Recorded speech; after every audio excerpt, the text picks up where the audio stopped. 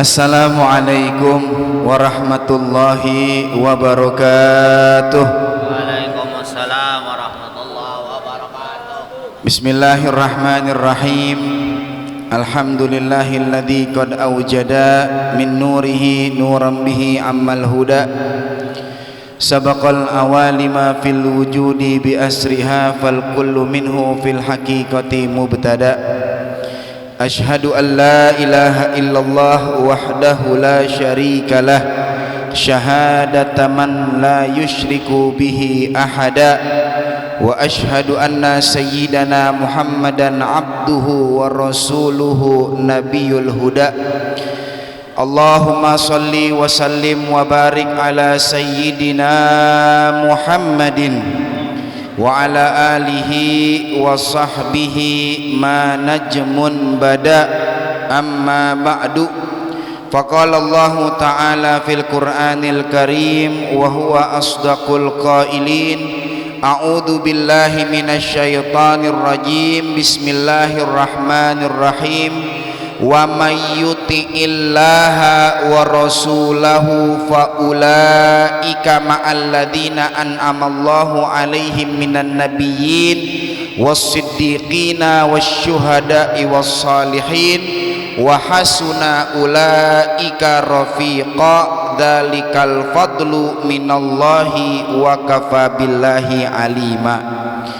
Wa qala Rasulullah sallallahu alaihi wasallam man qama ramadhana wa fi riwayah man qama lailatal qadri ghufira lahu imanan wa ihtisaban ghufira lahu ma taqaddama min dzambih. Al hadits au kama qala Rasulullah sallallahu alaihi wasallam.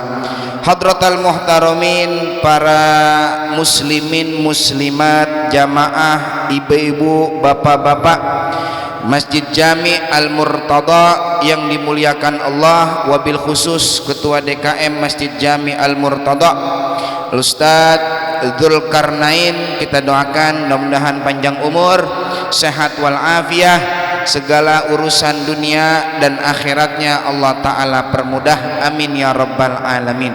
Ma'asyiral muslimin wal muslimat rahimakumullah. Capek apa kagak ibu sholat taraweh 20 rakaat bu? Enggak capek? Enggak capek. Tadi siang kita puasa, malamnya kita taraweh 20 rakaat. Orang yang kagak biasa pasti akan aduh capek banget dah. Mal siangnya puasa, nahan lapar, nahan haus, badan lemes, bibir pecah-pecah. Malamnya taraweh, imamnya lama lagi. Kalau dapat imamnya lama, itu lutut udah pada pegel-pegel kita. Tenang, kata Al-Imam Ibnu Rajab Al-Hambali dalam kitab Lataiful Ma'arif, beliau katakan al-alamun nasyi min amalit ta'ah yuthabu alaihi sahibuhu.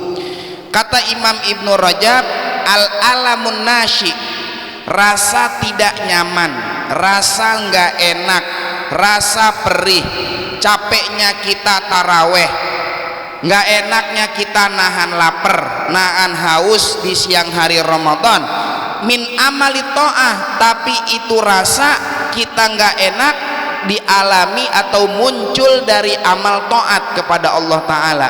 Puasa taat apa enggak bu? Taraweh taat apa enggak? Itu rasa enggak enak yang kita alamin tapi timbul dari taat kepada Allah Ta'ala, yutabu alaihi sahibuh, diberikan pahala, ganjaran pahala bagi pelakunya. Maka mudah-mudahan pada malam hari ini kita diganjar pahala oleh Allah Subhanahu wa Ta'ala, amin ya rabbal alamin. Dalam sebuah hadis yang diriwayatkan oleh Al-Imam Tabrani, beliau meriwayatkan bahwa dulu ada satu orang laki-laki sahabat Nabi ngadu kepada Rasulullah sallallahu alaihi wasallam, ya Rasulullah, inni uhibbuka, sungguh aku mencintaimu lebih daripada cintanya aku kepada orang tua dan anak-anakku.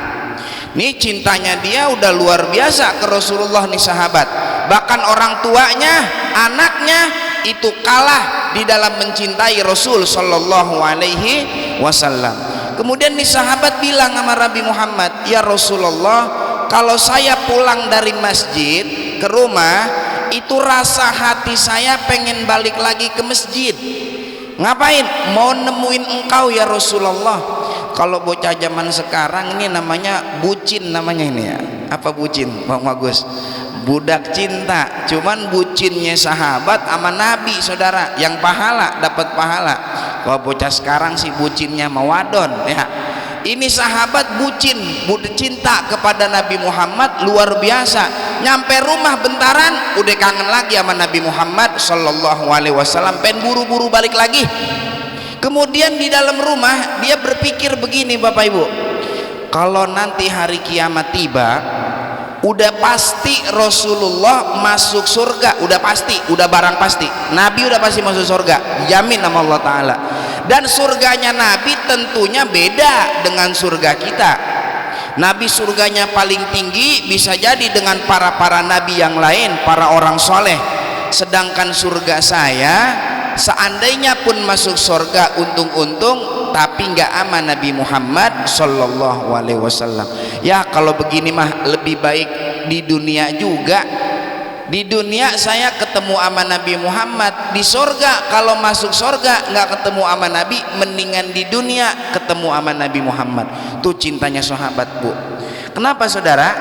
Bab kata ulama, semua nikmat yang ada di dalam surga itu akan hilang saat kita melihat wajah Nabi besar Muhammad sallallahu alaihi wasallam. Kalau dulu saya ngaji sama guru saya, orang yang masuk surga tapi dia nggak bisa sama Nabi, nggak bisa bareng sama Nabi, nggak bisa ngelihat Nabi. Ini orang namanya sengsara di dalam nikmat. Bagaimana itu sengsara di dalam nikmat? Guru saya ngasih analogi begini. Ada bocah lanang, dia ngapel malam minggu ke rumah wadonnya. Ini tapi jangan dipraktekin yang begini nih. Ini mah contoh doang, analogi doang. Sebelum nyampe ke rumah wadon, dibeli martabak telur, beli martabak manis, beli rokok buat calon mertuanya gitu ya katanya mah.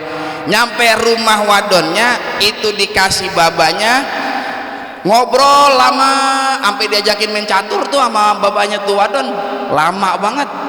Itu kan ada semua, martabak ada, kopi segala warna ada, yang warnanya biru ada juga.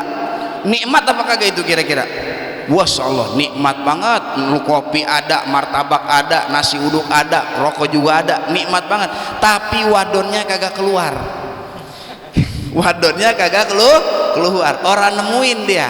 Ini namanya sengsara di dalam nikmat. Nah, orang yang masuk surga, saudara, dan dia nggak bisa sama Nabi Muhammad, itu begitu, sengsara di dalam nikmat. Nih sahabat bilang, ya daripada di surga nggak sama Nabi, mending di dunia juga tapi sama Nabi Muhammad. Nih sahabat curhat begitu sama Nabi.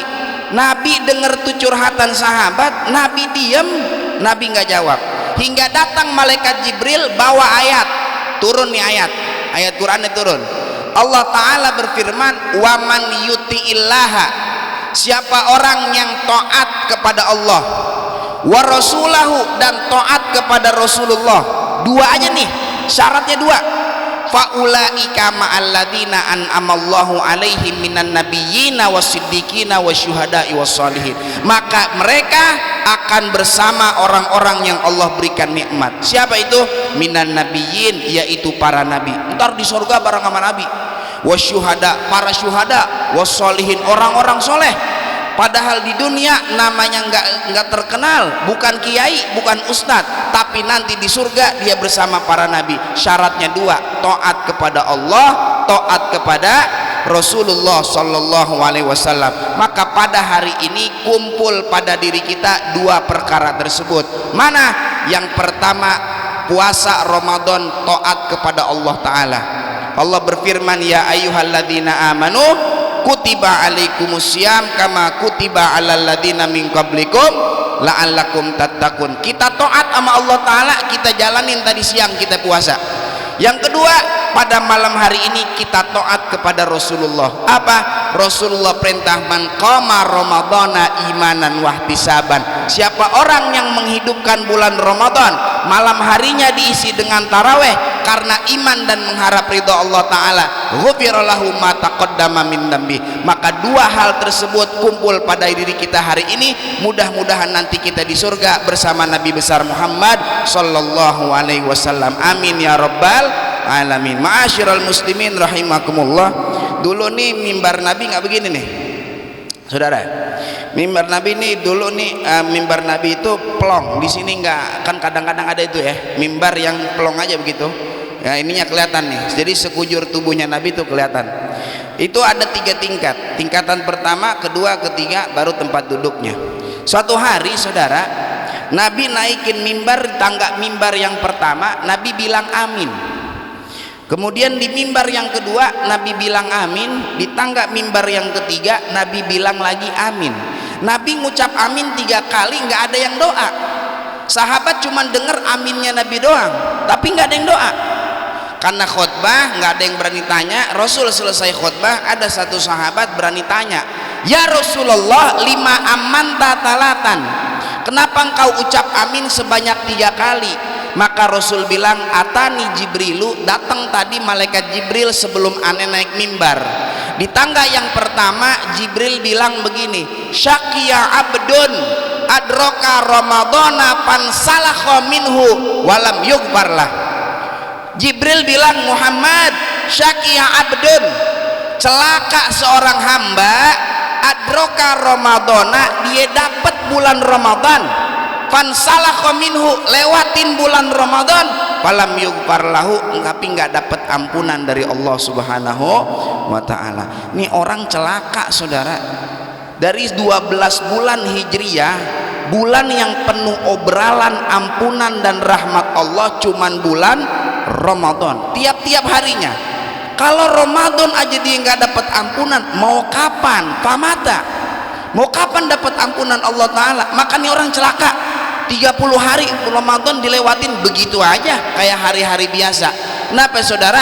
Karena nggak ada persiapan di dalam dirinya dia. Wa ulama-ulama salaf zaman dahulu, Al Habib Abdullah bin Husain bin Tahir, beliau kumpulin anak-anaknya saat mau masuk bulan Ramadan. Ditanya satu-satu anaknya, ente mau ngapain bulan Ramadan? Ane mau tahajud 1000 rakaat. Ente mau ngapain?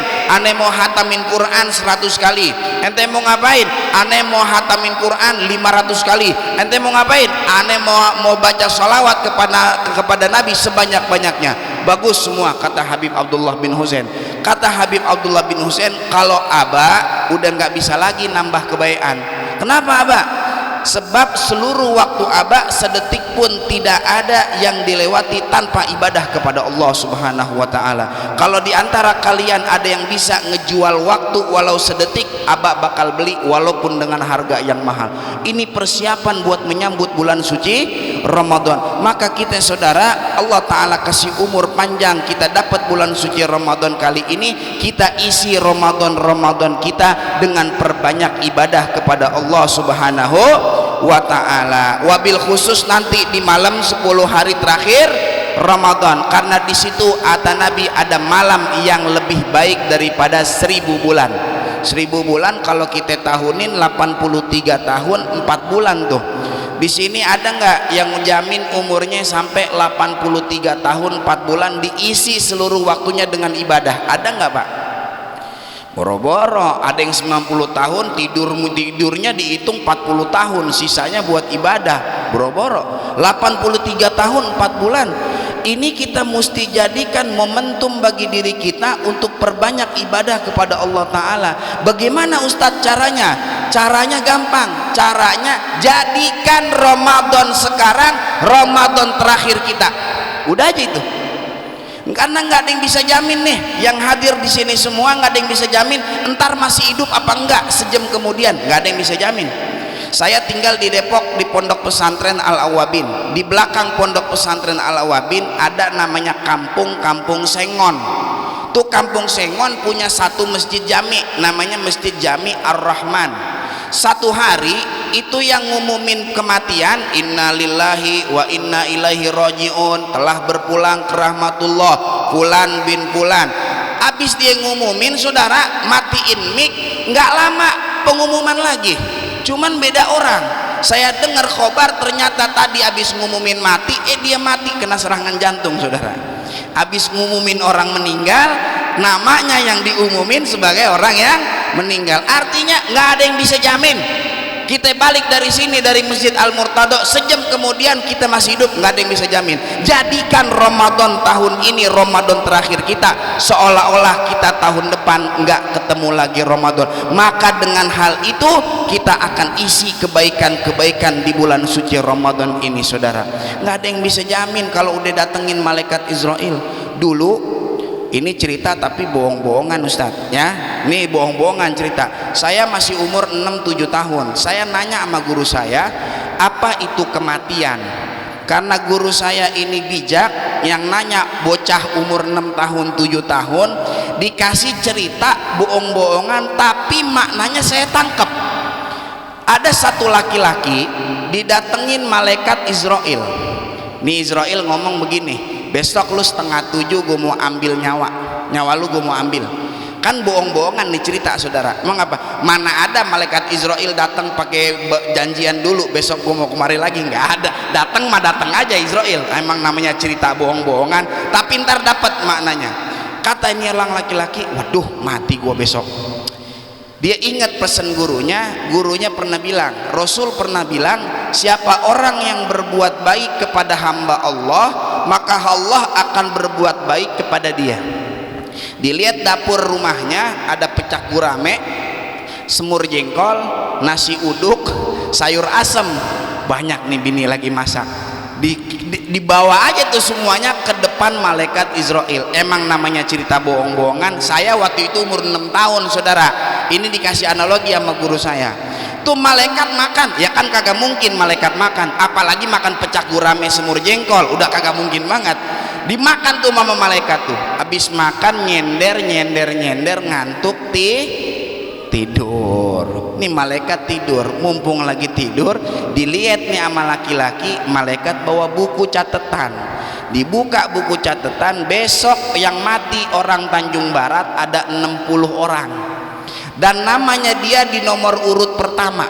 Waduh, ini kalau gue coret abis nggak mungkin, pasti dikejar gue. Nama gue udah ada soalnya. Biarin dah gue mati besok, yang penting jangan pertama nomor urutnya.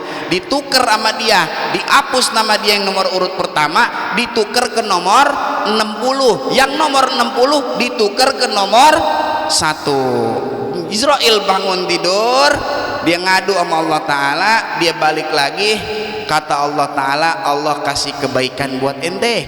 Apa itu wahai Israel? Kata Allah, Allah jadikan yang nomor urut 1 jadi ke nomor 60, yang nomor 60 jadi ke nomor 1. Artinya apa, saudara? Bagaimanapun ikhtiar kita, usaha kita buat nolak datangnya ini malaikat, nggak ada yang bisa.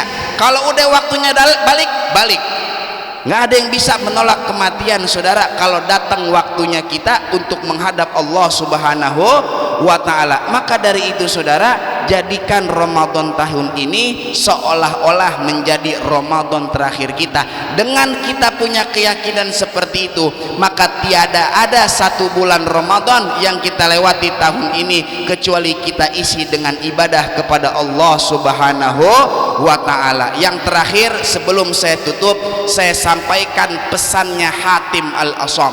Kata Hatim, beliau bilang, setiap orang memiliki barang yang ia cinta, dan saat ia memiliki barang yang ia cintai, pasti kemana-mana bakalan dia bawa. Ada jam tangan mereknya Rolex, harganya 350 juta. Ada nggak di sini jamaah yang punya jam tangan harganya 350 juta? Ada apa kagak? Yang 350 ribu ada apa kagak? Banyak. Kira-kira nih orang kalau punya jam tangan 350 juta, sembayang tarawih begini aja dibawa apa kagak? Kadang-kadang digini nama dia tuh, gitu sama dia tuh, ya. Dipamerin. Ada tas mereknya Hermes tuh. 250 juta, katanya dari kulit buaya. Kalau bini kita mah Pak, dari kulit melinjo bini kita. di kuit buaya. Kira-kira tuh perempuan punya tas begituan lagi kondangan dibawa apa kagak? Umumnya tabiat orang punya barang yang ia cintai pasti kemana-mana dibawa sama dia. Tapi kata Hatim, keadaannya akan berubah saat pemiliknya masuk ke alam kubur. Saat masuk ke alam kubur, apa jam tangan Rolexnya dibawa? Apa tas Hermesnya dibawa? Apa Pajero-nya dibawa? Apa Fortunernya dibawa juga? Enggak. Maka Hatim tutup pesan kepada kita, maka aku jadikan amal soleh sesuatu yang aku cintai, agar nanti aku masuk ke alam kubur dia yang menemani aku. Maka saudara, duduknya kita di masjid ini tiap malam Ramadan untuk melakukan sholat tarawih ini merupakan amal soleh yang nanti akan menemani kita di alam kubur kita. Amin amin ya rabbal alamin. Ma'asyiral muslimin rahimakumullah, mungkin barangkali ini saja yang dapat Al-Fakir sampaikan. Barangkali mudah-mudahan membawa manfaat kepada jamaah, wabil khusus kepada hadirin secara pribadi. Amin ya rabbal alamin. Wal aku minkum. Salamullah alaikum warahmatuhu wabarakatuh.